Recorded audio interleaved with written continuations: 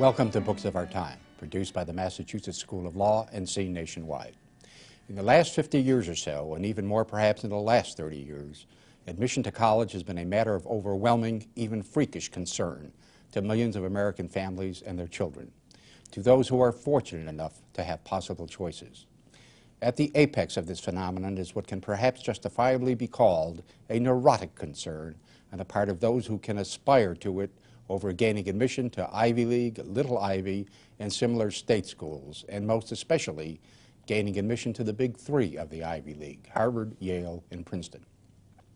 Today, in the first of two programs on it, we shall discuss a book on the subject of admission to Harvard, Yale, and Princeton for the last 105 years, from 1900 until today. The book is The Chosen by Jerome Karabel, who is a professor at the University of California, Berkeley, and a senior fellow at the Longview Institute, which he describes as a new progressive think tank. The Chosen tells a story that to a significant extent is a reflection of changes in this country since 1900, a time when the nation, like the big three, was ruled by a WASP establishment. With me to discuss the book is its author, Jerome Karabel, and I am Lawrence R. Velvel, the Dean of the Massachusetts School of Law. Jerry, thank you for coming to be with us today and on the next program. Berkeley is a long way away. I know it's a long and tiring trip. I'm glad that you were willing to make it because the book is an important book. Thank you. Why don't we start, Jerry, if you don't mind, by you telling the audience why the book is divided into three sections, roughly 1900 to the 1930s, roughly the 1930s to the 1960s, roughly the 1960s until today. Well, the first period is a very decisive period in the history of these institutions because this is the period when they introduced quotas, limiting the number of Jews, and they also introduced non-academic criteria into the admissions process. And 1933 is an intentional breakpoint because that's when James Bryant Conant becomes president of Harvard. He's one of the great luminaries of American higher education in the 20th century. And he favored a somewhat more meritocratic policy, somewhat more emphasis on academic qualifications. He also introduced these national scholarships to permit people who were talented to attend regardless of family financial circumstances. And so there's a long period of gradual progress toward greater meritocracy in that second period. Then the third period I would describe as the period of inclusion, because this period of greater so-called meritocracy, in fact, excluded women altogether, de facto excluded most African Americans. And so this is the period from 1967 or so onward of greater inclusion. Right. Now, every single thing that you mentioned, I think it's fair to say we will discuss extensively. Yes. Excuse me, during the course of the 2 hours. However, early on in what you said, you pointed out that in the 1900s, early 1900s, the big three introduced methods of selecting students which were different from before. Yes. And they still use those methods to a considerable extent today, particularly Yes. the non-academic methods. You point out early on in the book, it's probably on the very first page actually, that schools elsewhere, great universities elsewhere in the world, in Tokyo, in Paris, at Oxford and at Cambridge, so on and so forth, do not use the same system used by American universities, including the big three, and would indeed laugh to scorn what our universities do. Why don't you tell what the universities abroad do and your opinion on whether they or their nations have been harmed by the fact that they do it differently than we do? Well, I think the archetypal cases of countries doing it differently are France and Japan, both of which have exam-based systems.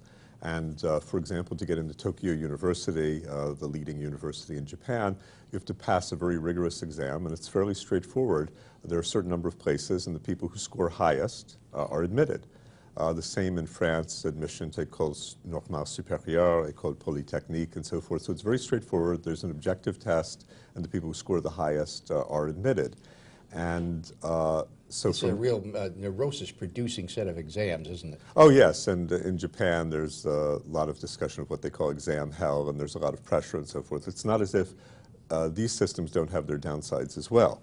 But from their perspective, the idea that in America, whether someone could throw a ball or run with a ball would help you get into the leading universities in the nation. Or be a legacy. Or be the child of someone who happened to go there. They find this beyond bizarre. They just find it incomprehensible. So the system that we take for granted, and this is one of the things I emphasize in the book, is actually very strange when you detach yourself and look at things either from a comparative or a historical perspective. Now, as far as how these societies have been affected, well, obviously Japan and France are both pretty well-functioning societies. Their economies are fairly strong. Certainly France has greater social protection for the more vulnerable segments of its population. But I think except perhaps the Muslim part, but that's yes, just finding out. Yes, that's true, I think. In the case of France, I think some of the distinctive features of their intellectual life, the fact that a lot of their leaders have a philosophical grounding, these have to do with peculiarities of the educational system. I do remember when I was a graduate student for 1 year in France, I was quite stunned because here, when we have posters in dorm rooms, it might be of, rock stars or hip-hop stars or great athletes. They would have huge posters of people like Jean-Paul Sartre, right. And they would be decorating their dorm rooms. So it's a different kind of atmosphere that's not unrelated to the kind of system I they have. have read that in France, intellectuals and public intellectuals in particular have a much higher standing than they do in America, and I think what you see in the dorm rooms perhaps reflects that. But in any event, why would they consider, what drives their entrance requirements that causes them to consider what we do, to use the word you used, bizarre? Well, I think one thing to emphasize is that their leading institutions are state institutions rather than private institutions. So they tend to follow, more universalistic kind of bureaucratic procedure. They also are very centralized states. So the centralized state basically sets down certain rules as to how you advance in those societies. And these exams, I think, are part and parcel of that broader system. And they therefore consider it, for some reason, bizarre that we don't rely simply on exams, which we don't. Which we don't. I think they do consider our system very personalistic, highly subjective, and subject to prejudice and whim. Which it is. Which it is. Yeah, yeah. Which is something we will discuss. Yes. Now, you wrote about Harvard, Yale, and Princeton. But isn't it true that as Maine goes, so goes, what was it? As Maine goes, so goes the nation, became as Maine goes, so goes Nebraska? So goes Vermont, I think. But as Yale, Harvard, and Princeton went, so went the rest of the academic world in the United States. Why did you choose to write only about Harvard, Yale, and Princeton? And am I right in thinking that as they went, so went the rest of the academic world in this country? Well, I chose Harvard, Yale, and Princeton because these are the three institutions that more than any others have been pathways to the American elite. That all the various studies of the educational origins of members of different sectors of the elite show that more of them were educated at these three institutions than anywhere else. Probably related to that is the fact that the clamor for admission to these institutions has been most intense, and hence the battles over the criteria have been extremely intense. Now, I would say in recent decades, Stanford has joined them as a kind of informal fourth member of the big three, the kind of West Coast version of Harvard, Yale, and Princeton. But the book also does discuss a number of other institutions. It discusses Columbia, it discusses Dartmouth, and there are also some references to the University of Chicago, which served as a kind of negative example, especially to Harvard, because Chicago had a more academic admissions policy. Right. And similarly, with regard to the University of Pennsylvania and Columbia, which were often taken as negative examples of what Harvard, Yale, and Princeton did not wish to become. Yes, and Columbia and University of Pennsylvania in particular failed to control their so-called Jewish problem, and that had repercussions that Harvard, Yale, and Princeton wished to avoid. We'll discuss, and it's quite amazing to read that they very openly called things the Jewish problem. Absolutely. One cannot imagine today saying that something is the Asian American problem or Right. the African American Yes. problem. Yes. Just like one is horrified as an aficionado of the Civil War, I think I understand why African Americans don't study the Civil War. When one reads the descriptions of them, the way they were described, you know, to say the Jewish problem is nothing at all. Right. But in any event, you said that these three schools, and now Stanford too, have long been regarded, have been regarded for over 100 years as pathways to the elite. Well, one might say pathways for the elite to remain elite. That would be another way to put it. Yes. Do you agree, by the way, some very famous and liberal officials, Kingman Brewster for one, who was the president of Yale, agreed with that. And the schools themselves have always agreed with that. Do you agree with that? There are people who do not agree that these four schools give one, or three schools in those days, give one a fantastic leg up in this world. What is your opinion about that? Well, I do think, I don't know whether it's a fantastic leg up. I think they do give them a leg up. And there are a variety of ways in which they do this, but I would say one of the principal ones is what sociologists call social capital. That is to say, the networks or contacts that people make in these schools, which then can facilitate their advancement later in life. I think there's also a symbolic aspect to these schools. That is to say, the very fact that you have the degree has some symbolic meaning and confers some kinds of advantages. That said, I think one should be cautious because some of the advantages that the people have don't have to do with their having attended Harvard, Yale, or Princeton.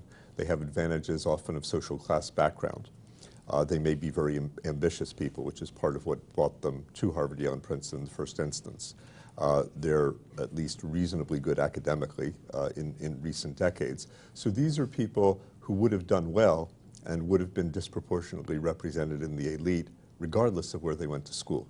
That said, I do believe, and there's a wide body of research supporting this, that going to these schools does give them a definite leg up. Let me put a question of cause and effect to you, Jerry. Mm-hmm. People like Kingman Brewster, perhaps one ought to say even Kingman Brewster, because he was a guy whose heart was largely in the right place, which was not always true of the leaders of those schools. Mm-hmm. Even Kingman Brewster believed, as those schools have propounded for 100 years. Longer even. Longer even, that's true. That they are selecting people who will be the elite of American society. In point of fact, if they are right in saying that going to these schools does give you a leg up of whatever degree, and sometimes I think a very high degree, that's my personal opinion based on my personal experience, then they've got cause and effect all wrong, don't they? It's not that they're selecting people who will be the elite of American society. It is to some major extent that people become the elite of American society because they go to those schools. Well, I think you take Kingman Brewster as an example, and Kingman Brewster was, you know, a liberal reformer. He was part of the progressive wing of the elite. He used to talk about Yale having a responsibility to educate 1,000 leaders. Not coincidentally, Yale used to admit about 1,000 freshmen when he was articulating this position. Now, in fact, many of the 1,000 people would not become leaders of any sort, however broadly defined. But the aspiration of Yale and of these other institutions has been to educate as many leaders as possible. I think that these people are disproportionately represented in the elite. Most of the elite, however, did not attend these schools or schools like them, that America has a fairly complicated and diverse elite. But there is vast overrepresentation of people who've gone to schools such as Harvard, Yale, and Princeton. And I think it is partly a function of birth. That is to say, George W. Bush, for example, would be a perfect example. He was someone who was probably destined to have a fairly high position by birth, and going to Yale was probably not the crucial factor in determining his position in life. It may have helped him in some particular ways. So I think they have a kind of complicated relationship where on the one hand, they transmit privileges of a segment of the existing elite, but they also have a mobility function where they handpick some people who are not from the elite, who may be destined for the elite. Jerry, I want to talk about the somewhat contrary opinion of a fellow named Alan Kruger and Yes. his co-writer Stacy Dale. Dale Yes. Dale Berg. Yes. But before I do, I want to ask you your opinion of a subject that I've written about in a blog that I do, and I've never seen anybody else refer to it except a joke made by Alan Dershowitz on television one day. What do you think about the fact, in this particular regard, in the regards we've been talking about, that if Samuel Alito is confirmed, we will have on the United States Supreme Court 6 graduates of Harvard, 2 from Yale, and 1 from Northwestern, and 2 from Stanford will have just, that would be Rehnquist and O'Connor. excuse me, O'Connor will have just been on. But it'll be 6 from Harvard, 2 from Yale, 1 from Northwestern. The current president is from Yale. The last president was from Yale. The president before that was from Yale. John Kennedy was from Harvard. Roosevelt was from Harvard. I live on the East Coast. I have lived on the East Coast ever since I left the Michigan Law School. And it's my considered opinion that on the East Coast, in law, and throughout the academic world all over the country, one is at a significant disadvantage if one has not gone to one of these 3 schools. Now, that's a couple of questions wrapped into one. Well, I think it depends on the segment. I can say that, for example, if you're trying to rise in the arena of law, all the evidence suggests that where you went to law school is extremely important, and certainly going to these institutions may facilitate entrance into some of the leading law schools. So we did our own study, which is not reported in the book, of the law faculty at the leading 6 and I think dozen law schools, and a remarkable proportion. You held that out? Yes, there are things actually in this long book that are not in the book, and a remarkable proportion of them did their undergraduate education at Harvard, Yale, and Princeton. And I think the legal profession is a perfect example where failure to go to certain schools virtually precludes getting partnership in certain kinds of firms and so forth. I think the business world is Can I interject something? Yes. And then you go back to the business Sure. world. Yes. You know, 175 years ago, roughly, Yes. de Tocqueville, when he toured America, said that the law profession is the aristocracy of America. Yes. And I think that has largely remained true for good or for ill, because vastly disproportionate portions of our governing class, Yes. and indeed even of Wall Street, are people who are lawyers. Now, what you are saying is that if de Tocqueville was and remains right, that 3 schools have had a dramatically disproportionate effect on what is the aristocratic class of this nation. Well, I think that certainly in terms of the government, I think the figure was something like by 2008, for 48 of the last 108 years, the President of the United States will have been a graduate of Harvard, Yale, Princeton, undergraduate. So that doesn't even include people like Clinton and Gerald Ford, who went to Yale Law School. Of what's called the inner cabinet, that is the 4 most important positions, defense, state, attorney general, and treasury, a third of those went to just these 3 institutions.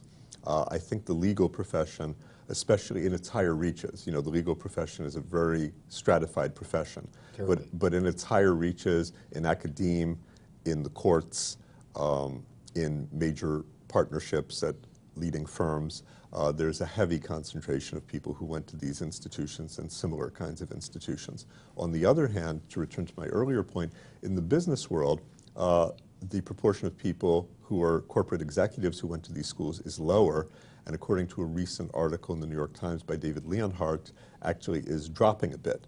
So you have a kind of paradox where business, which is the preeminent institution in the United States, is not as quasi-monopolized or monopolized by people from these kinds of schools as certain segments of the public sector, some kinds of professions, perhaps certain segments of publishing and so forth. Yeah.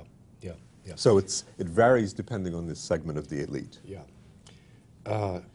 I'll just add one last point to that, which is something when we did we at our school did a count a number of years ago I think something like 52 or 57 of the members of the United States Senate were lawyers. So there's another example of how it reaches into the very highest levels. No question. And by the way, in the recent Supreme Court case concerning the University of Michigan, lots of figures were presented as to the incredible importance of the legal profession in the larger society. Yeah, yeah, which may not be such a great thing, but that's another story. As I said earlier, Alan Kruger and Stacey Dale Berg, or Berg-Dale, disagreed with some of the points you were making. What did they say, and what's your response to it? Well, they did a very interesting study in that they took some high school seniors who applied to institutions, and they had data on whether or not they got in, and then they had data on where they went, and then they had some data on their subsequent career paths. And what they showed, which I think is largely correct, is that most of the difference between someone, let's say, who goes to Brown, let's say an Ivy League school, and Penn State, is explained not by the difference between Brown and Penn State, but by prior differences in social background, in aspirations, in academic performance, and so forth. So they make a very, I think, extreme argument that once you control for all of these things, that in fact there is no effect. But even in their own study, what they show is that people who are from minority or working class backgrounds do actually have a benefit from attending these schools. So if you're in that small group of people from relatively unprivileged backgrounds who go to these schools, then you do benefit. So that, in a way, I think, modified or attenuated the import of their finding. But I would also say that their study is one of many studies, and the bulk of the literature points in the other direction. But I do think on one crucial point, they're correct. To take an example from my own territory in California, if you compared people from Stanford and, let's say, Hayward State, which is a fine state college, you would find that the people from Stanford had much higher status occupations, they made much more money, and so forth. And so the question is, how much of that is due to these people having gone to Stanford versus Hayward State, and how much is due to other characteristics on which they differed at the point of college entry, the so-called selection effect. And I think there's a consensus among the scholars who study this that most of that difference is due to pre-existing differences. It's not a Stanford effect. But some proportion of it, I still do believe, and most of the people who do research in this area, is an independent Stanford effect. I'm going to come back to that after the next question. Sure. I want to get one question out of the way. What you have said in this book and what you were saying on this show is material of vast import. We haven't even begun to scratch the surface yet of what you're going to say. Is material of vast import to the question of social mobility in this country.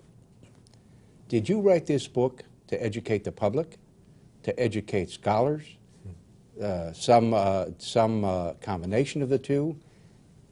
And secondly, to what extent did your goal affect the nature of the book itself? So it's a great question, and the answer is that I tried to do a very difficult thing, which is, on the one hand, I tried to satisfy my scholarly colleagues and meet the highest academic standards of research and logic and evidence. At the same time, I tried to write a book that would be of interest to the broader public. And so I tried to write it in a way that would be interesting to people. I did make a conscious decision to try to tell the book as a story. The book has characters, some of whom I think are quite colorful. Yeah. The book actually has pictures, and some of the pictures are, I think, very interesting. And the book does not have any tables or diagrams or charts. So these were all conscious decisions made to make the book, as it were, reader-friendly and to try to reach a broad audience. At the same time, the book has over 3,000 endnotes. Yeah.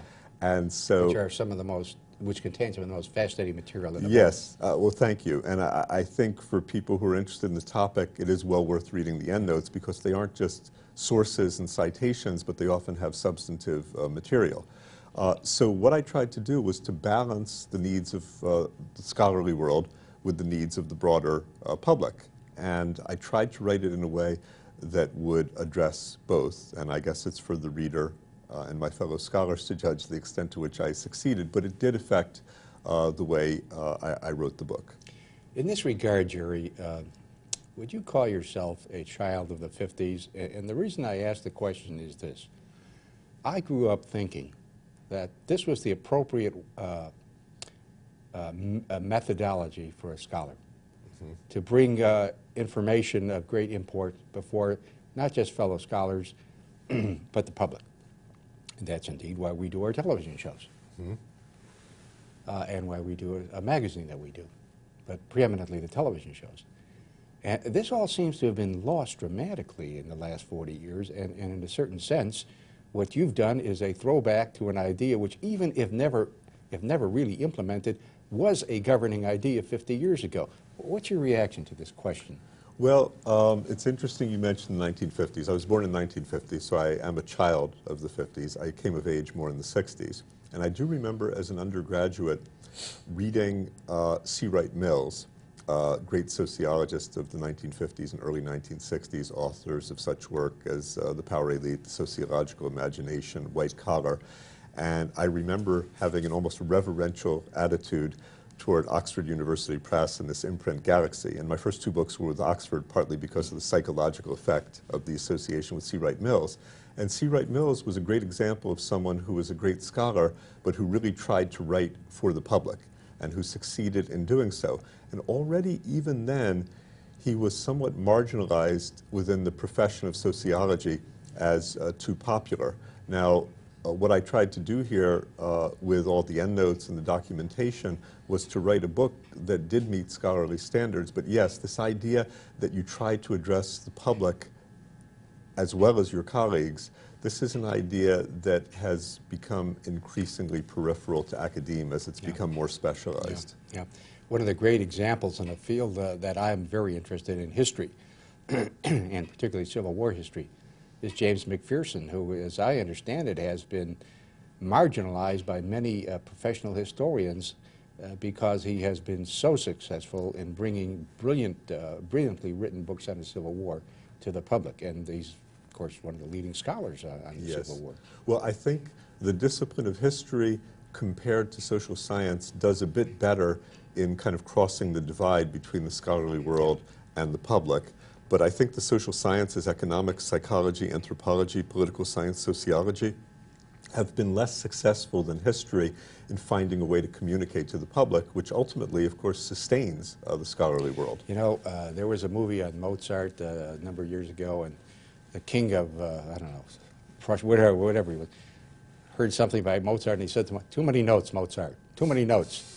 And Mozart said, you know, "Well, which one would you remove, sire?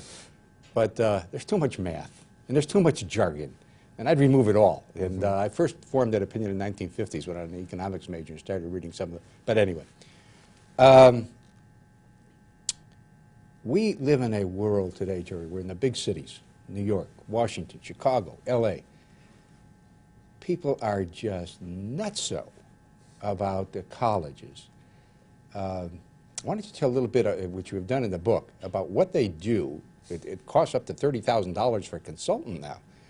But what parents do, starting with kindergarten. Yes, actually starting before kindergarten. It was quite shocking as I did the research. There are now people who are hiring special consultants to help their 2- and 3-year-olds prepare for the interview for preschool. So there are people who are actually doing this. And then there's certainly people who spend an extraordinary amount of energy trying to get their child into the right preschool, because it's felt that the right preschool leads to the right private elementary school, which leads to the right private secondary school, which then might lead to Harvard. Actually, the going rate, I'm now told, has gone up to $35,000 for private college counseling. So the system has gotten out of control. It has become a kind of obsession for a certain segment of the population, especially in some of the large cities that you mentioned. And what I say in the book about this is that the system has succeeded more in democratizing anxiety than in democratizing opportunity. Right. So now anxiety extends even into the highest reaches of the elite, because unlike 50 or 60 years ago, even the highest segments of the elite are not sure that they can get their children into these most prestigious schools. Right, which, as we will talk about, is a result of certain changes in the admissions process. But before we wrap up this segment, they would like us to wrap it up, but I want to ask you a related question to what you were just talking about.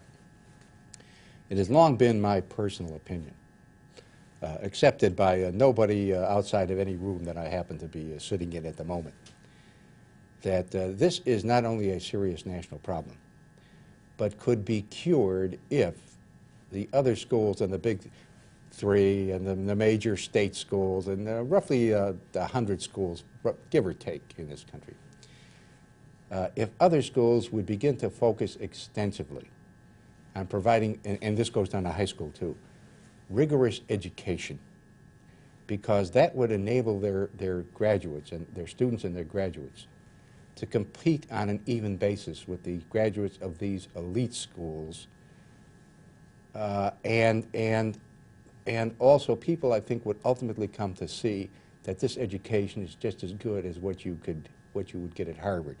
I think in the long run, even the contacts and networks would no longer mean as much as people began to realize that if you went to this school or that school or the other school, you're going to get a superior education.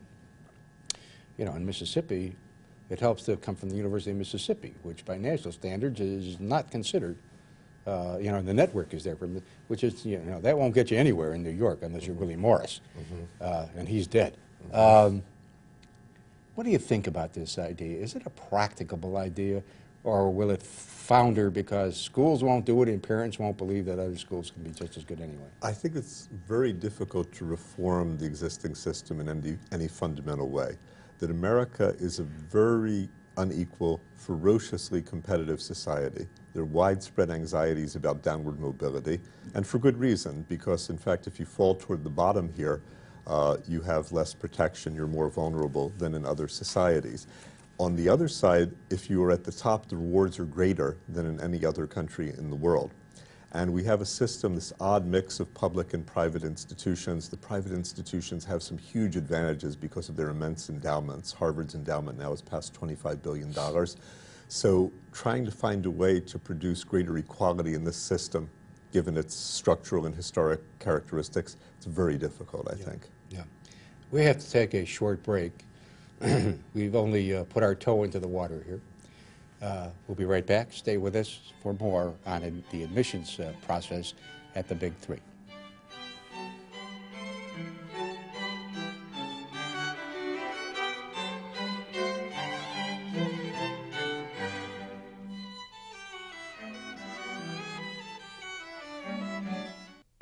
Don't walk.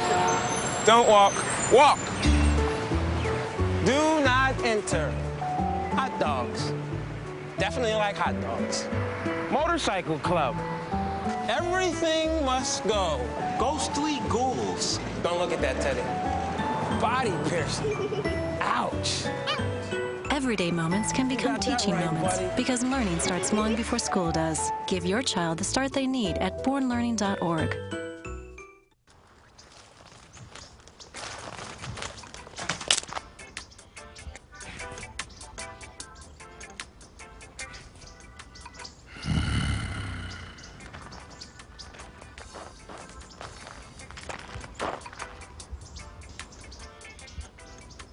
Oh, I'm sorry. I'll put that out.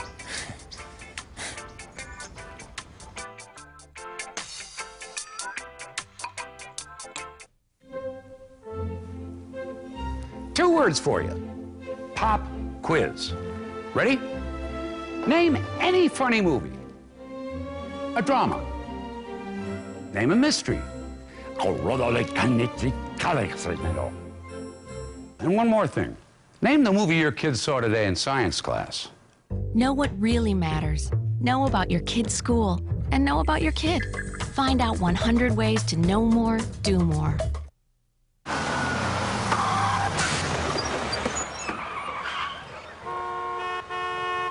Hey, yo, Ted! Get on your job, kid! We got school, yo! I see you in the window, man! You want me to do... I got the bus here! saying, man? I got connections. We holding up traffic. Let's go. I'm not letting you waste your life like that, yeah.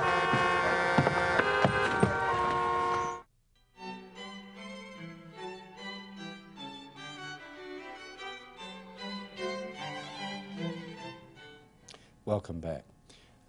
Jerry, I take it from our discussions and from what you've read, although I frankly think you disguised it pretty well in the book itself. Maybe it just to some extent got lost because there was so much in the book, or maybe I just didn't read it closely enough. That you strongly disagree with the polarity, the economic polarity of American society, which doesn't make one a communist or a socialist, but simply one who thinks things have gotten out of hand. Although one might be a socialist, I don't know. Is that right? You strongly disagree, both as to the society generally and in the academic world? You disagree with the vast differentials that have been permitted to arise? Yes, well, I do. You know, the book is primarily about the issue of inequality of educational opportunity in America, and especially inequality of opportunity in higher education. And so the book doesn't frontally address the issue of growing inequality per se, as opposed to inequality of opportunity. But the two are connected in that if you have yawning disparities in wealth and income between the top and bottom of the population, and then your governing ideology is that everyone has an equal chance to get ahead, it becomes very hard to put that ideology into practice. So you have these huge differentials depending on where people are born and where they end up in the educational system. And there is evidence of growing inequality of opportunity. So there's a study recently of the leading 100 or 150 universities and colleges in terms of selectivity. 146, actually, a very odd number. Well, 146, yes. A very odd number indeed. And so it was quite remarkable in that I believe that the bottom quarter of the population contributed only 3% of the students. So the two are not unrelated. You can't, America's governing ideology is really one of equality of opportunity, that you're supposed to have an equal chance to get ahead regardless of the family you were born into, that accidents of birth should not determine your fate in life. But in reality, if you have a vastly unequal society and with the level of inequality growing, that ideology becomes more mythical than real. So I do think there's a problem. Now, I think more broadly, and this takes me a little bit beyond the book, that if you look at the United States comparatively, it's not simply that the level of inequality is greater here, but we have a higher proportion of the population in poverty. And there's a lot of research now, actually quite interesting research, on what's called SWB, subjective well-being. And it's very interesting in that it shows that for most of the population, increments in income don't really change their level of happiness or subjective well-being. But for poor people, it's very different, that getting poor people out of poverty makes a great deal of difference. And it makes a great deal of difference in their physical health. It makes a great deal of difference in their subjective well-being. And so I think we do have a problem here that there's not a great willingness to acknowledge. You know, there's this perception, and Ronald Reagan put it brilliantly from his political perspective, as he often did, that we fought against a war against poverty and poverty won. Yeah. Now, this is actually mythical, that in fact the Great Society actually reduced poverty to a very significant extent. But the legacy of that period is a widespread perception that poverty is intractable, that we can't do anything about it. And so when you look to bring this back to these institutions, as they're now trying to get a higher proportion of people from low or lower middle socioeconomic backgrounds, they're actually having difficulty because their standards are often incompatible with the actual educational opportunities that are available to people from the least advantaged segments of the society. Jerry, is it true that, in your judgment, that it is mythical that America has a higher degree of social mobility than the other Western democracies? Yeah, in fact, the latest research suggests, and this was a bit of a shock to me, because historically the research has suggested that America's mobility pattern is roughly the same as other countries. The perception that there's greater mobility. Not higher? Not higher, no. Historically, it's been about the same. Now, I'll qualify that in just a minute in a couple of ways. But in a recent study of 9 major countries, the United States and Britain actually were taking up the rear. We had the least social mobility, and interestingly, we had the greatest level of income inequality. And I think the two are at least loosely connected. I think the one difference between the United States and other countries is that there are more immensely wealthy people here. And that some of the immensely wealthy people, it is true, come from modest backgrounds. And some of the immensely wealthy people are in fact from immigrant backgrounds. And so the opportunity to get really, really wealthy is greater in the United States. And if you come from a modest background, even a foreign background, there probably is a greater opportunity to become immensely rich than in other countries. What would you say about the following idea? That the fact that there have been some immigrants, some people from poor backgrounds who have become immensely wealthy. Let us start with Vanderbilt, for example, or Carnegie in the 19th century. This has misled people into thinking, well, it's sort of a social opiate, as it were. It's misled people into thinking that they too will have such a chance. Well, yes, they have such a chance. It's just that those who can make use of this chance are such an infinitesimally small figure that, to a real extent, we're fooling ourselves. Well, I think there is an issue there. One of the figures that I cite in the book, which shocked me when I saw it, there were 2 aspects of distortion of reality. One was that 20% of the American population somehow thought they were in the top 1% of the income distribution. Well, obviously, only 1% by definition can be in the top 1%. But more interesting to me was that another 19% thought they would soon enough be in the top 1% of the income distribution, which in fact, given patterns of income mobility, is totally wrong. So people retain a kind of optimism about their chances to get ahead that in fact is not consistent with the realities of how the system works. What do you think about the notion that, on the one hand, this has been a great psychological panacea, because in this country, unlike so many others, one might even say any others in the world, there was always hope.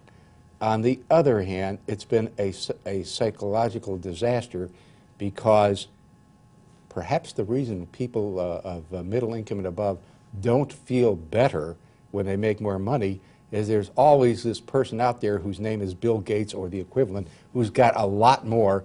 And in America, we're all supposed to be able to get it, and so we all want it and think we have a right to it and think we have the talent for it. And in other words, bottom line, on the one hand, psychologically helpful because there's hope and optimism. On the other hand, psychologically disastrous because people are always, excuse me, jealous.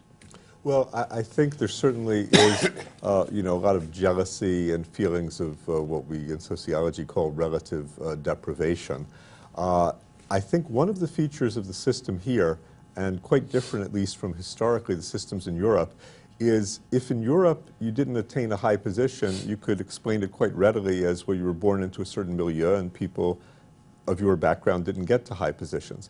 That explanation or excuse is much less available in the United States, that the ideology says that you can succeed, it's up to you. The other side of that, the downside of it, is if you fail, then it's your fault. And so in that sense, I think it has caused a lot of pain. And I guess I also believe, and actually some of the leading administrators in the Big Three, including some of the liberal reformers, basically were very explicit in seeing social mobility as an alternative to demands for greater equality. Right.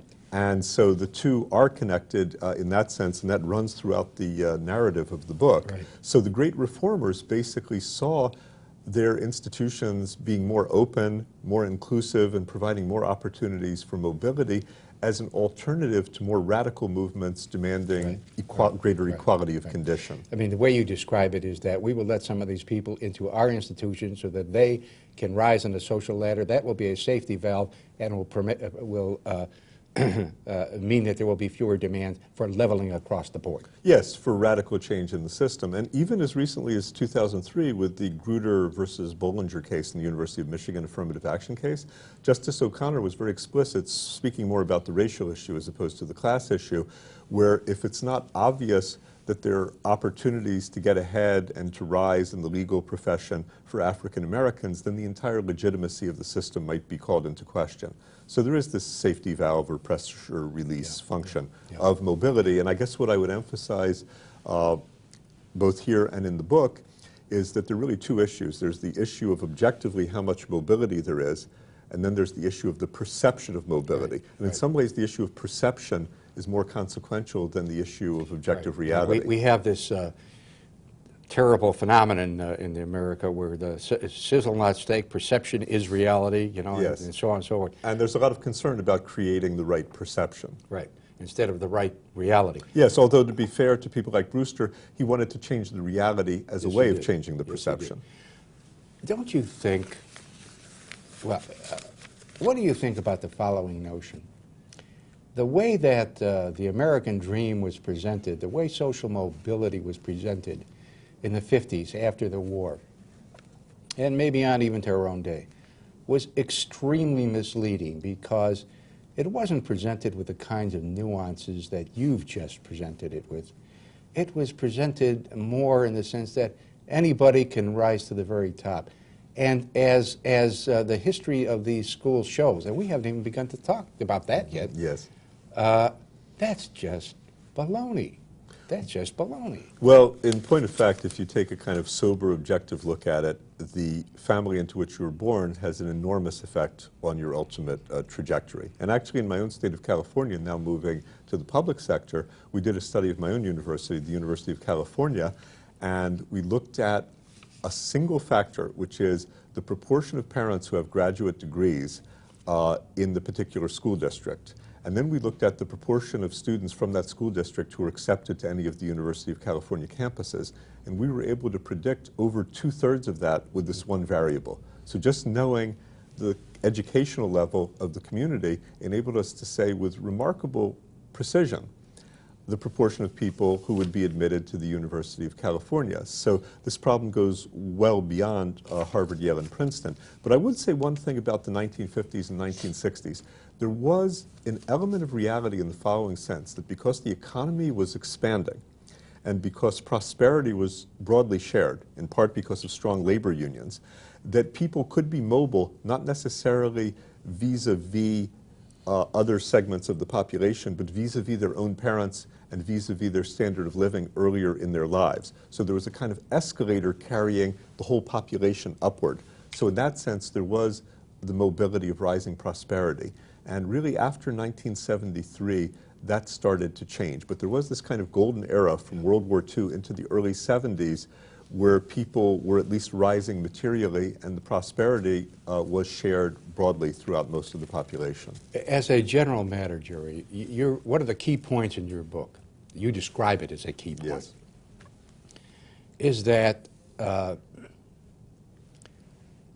the definition of merit, which is the definition by which one gains admission to the Big Three or any one of the others of these 146 schools, it might even be 180 schools, who knows.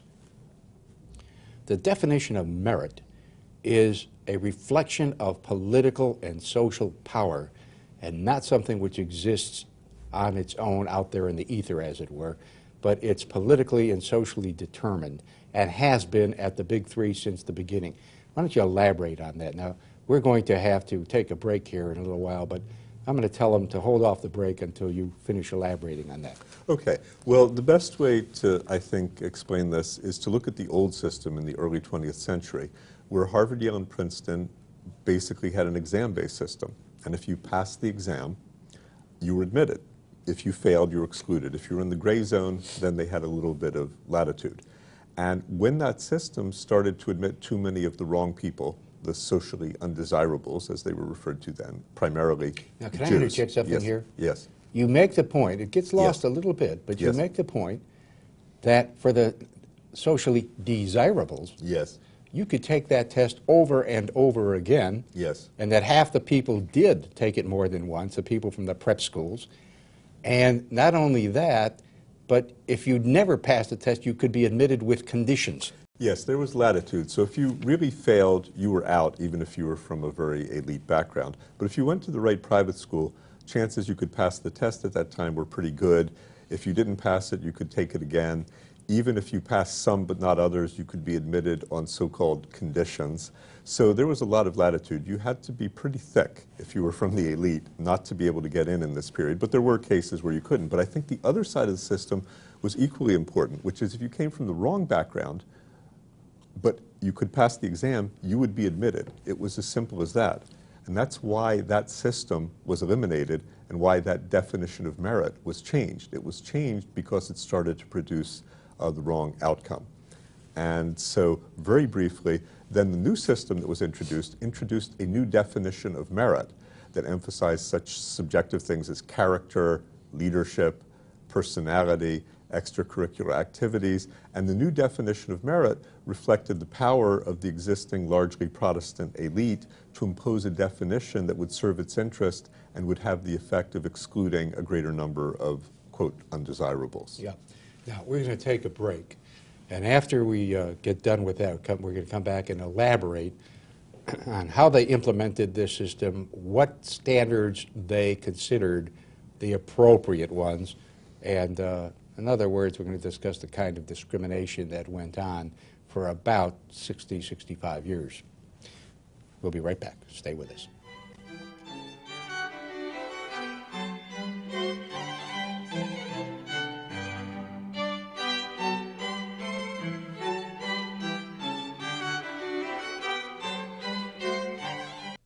Can I ask a few questions about the apartment on Park Street? What was your name? My name is Juan Hernandez. It's been rented. Hello, my name is Sanjay Kumar. I am calling about the apartment on Park Street. It just rented. My name is Tyrone Washington. I'm calling about the apartment for rent on Park Street. It's not available. I use a wheelchair and... It's gone. Hello, my name is Graham Wellington. I'm calling about the apartment for rent on Park Street. Is that still available? Yes, it is. Oh, it is? Housing discrimination is illegal. If you think you've been a victim, call us.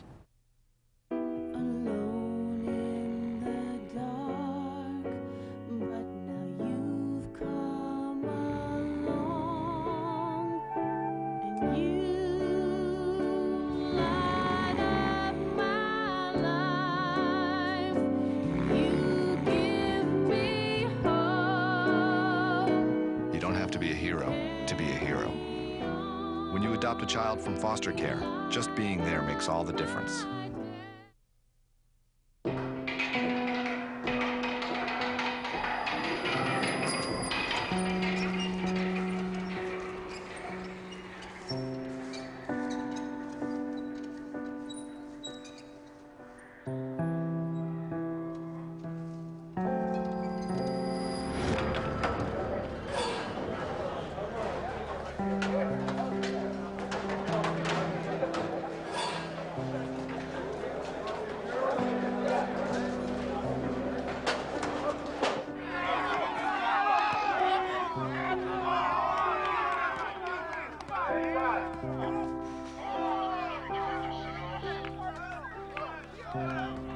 Go to jail for a gun crime, and your family serves a sentence with you.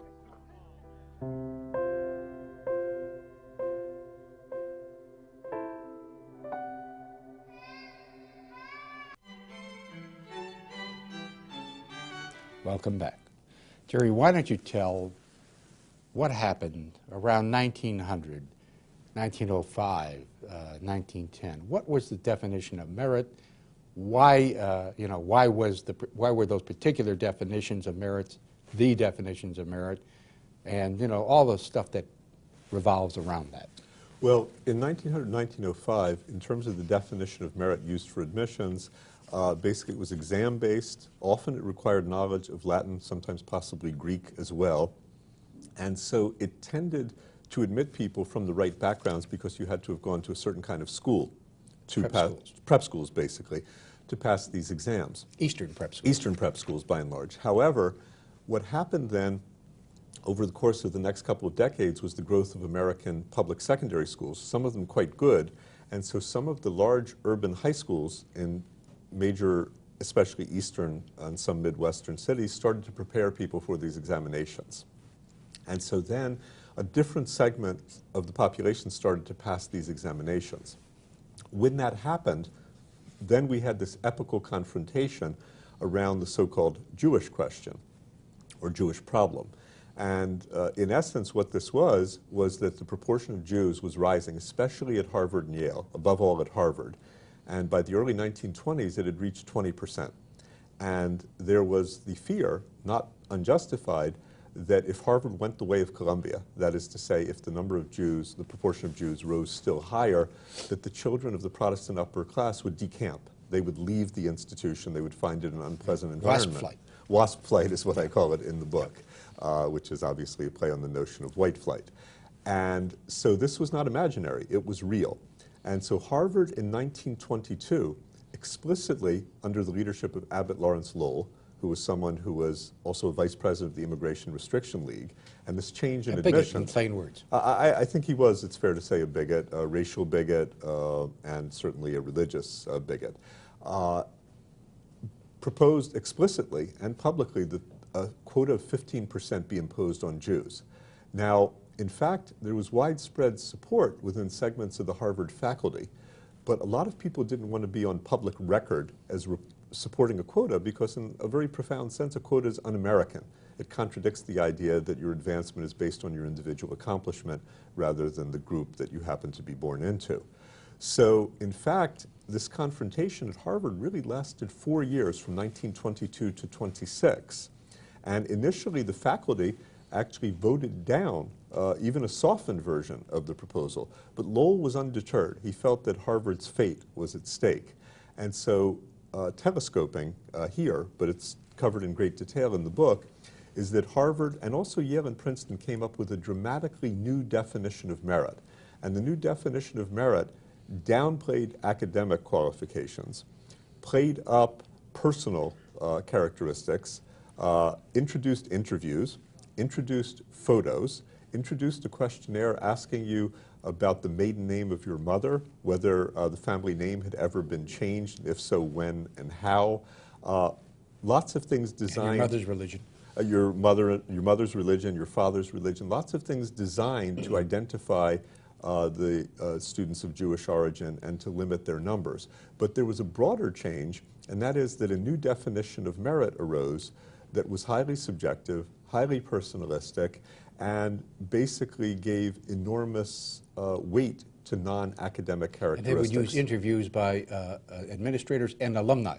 Administrators and I was alumni. once interviewed by a Princeton alumnus, yes, it's a whole other story. And they would use this as screening, and I think they were very well aware that the interview would enable them to come up with an assessment of dress, of speech, of deportment, of appearance, and so forth, that they would be admitting someone on a whole variety of characteristics.